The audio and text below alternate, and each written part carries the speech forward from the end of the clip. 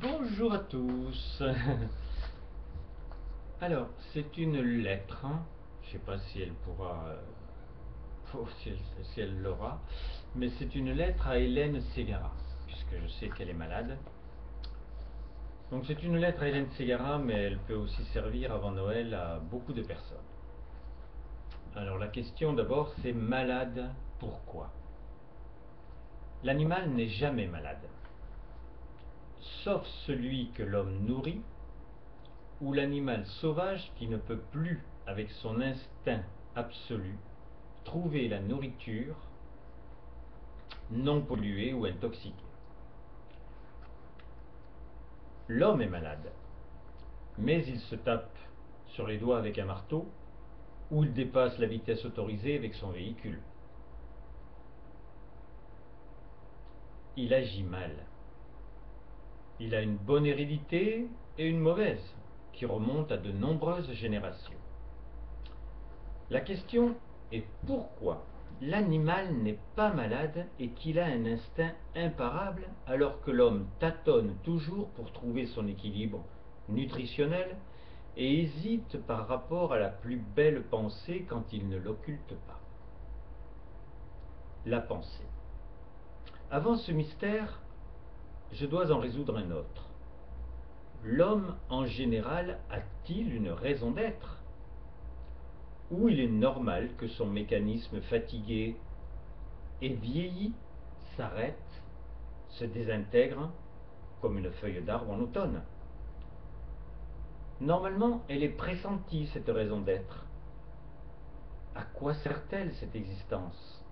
Si tout ce que l'on a aimé, non, si tout ce que l'on a aimé entreprendre, les joies que l'on a eues, l'amour que l'on a porté et éprouvé sont réduits de toute façon au néant. Mais une petite voix parle fort de l'idiotie de ta naissance, de l'apparition de la Terre née de l'immense cosmos. Dire c'est comme ça n'est pas un signe d'intelligence. Chercher dans le passé des sages, des philosophes ou dans les textes sacrés, c'est mieux. Mais au présent, dans la minute où tu lis ce texte, des pensées viennent. C'est le subtil.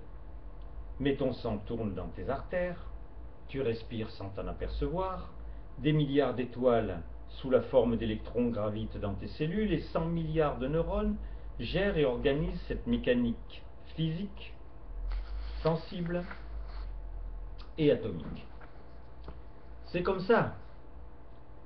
Si tu as une montre au poignet, il a fallu un assembleur, un concepteur, un créateur.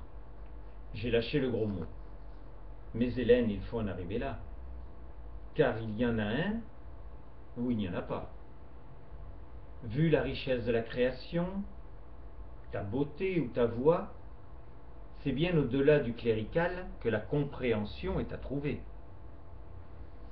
Quel but il a? Quel vœu il a eu?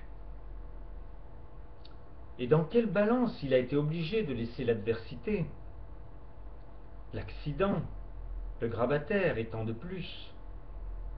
L'oubli est de taille. Pourtant, combien de drapeaux entachés en son nom? Oui, la liberté. Il n'y a pas besoin d'un diable pour être indifférent à sa fille ou fumer sa première cigarette. Des libertés, il y en a plusieurs, mais celle d'aimer les domine, sans faire d'esbrouf. Mais est-ce que ce verbe, pour la personne de tes enfants, ton mari ou un ami sincère peut passer le Styx pour au moins te faire voir le palais de tes futurs? Si cela était, cela se saurait. Cet amour éprouvé avant toute chose doit viser celui qui en est le désir, le besoin, la passion, l'œuvre. Pour revenir à ta maladie, la parole est claire. Celui qui m'aime, tous les cheveux de sa tête lui sont comptés. La grande question, qui écoutes-tu?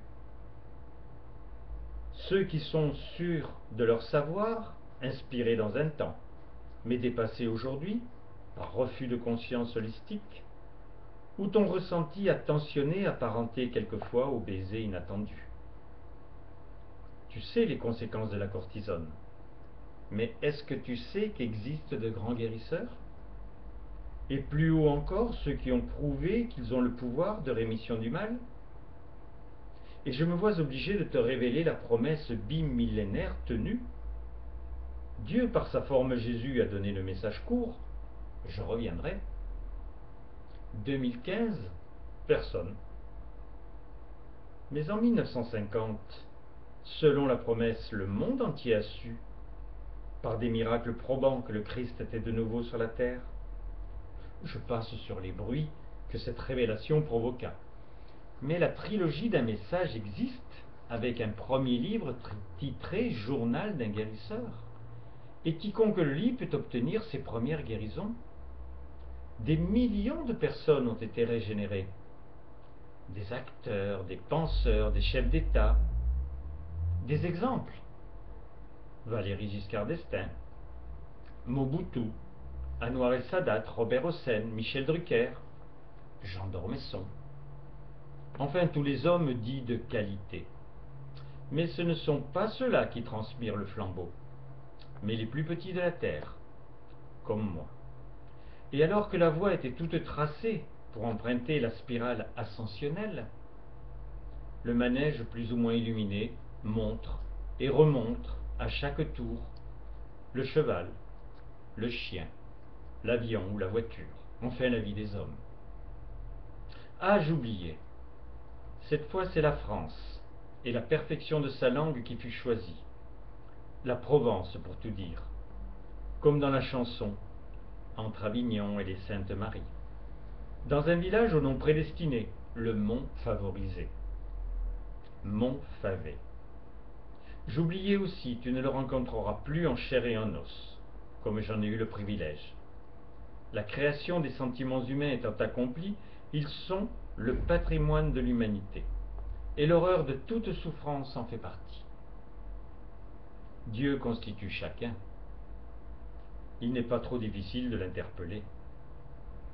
J'aime, chère Hélène, que cette missive vous parvienne, pour que la lutte et la force mentale laissent place à la réalité de l'amour omniprésent. Roland Billotte.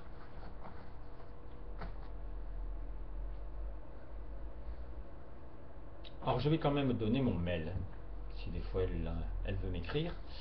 Donc Roland Billotte 84. Alors Roland, R-O-L-A-N-D, accroché à Billotte, B-I-2-L-O-2-T-E, 84, sans point ni virgule et tout en petites lettres, @gmail.com.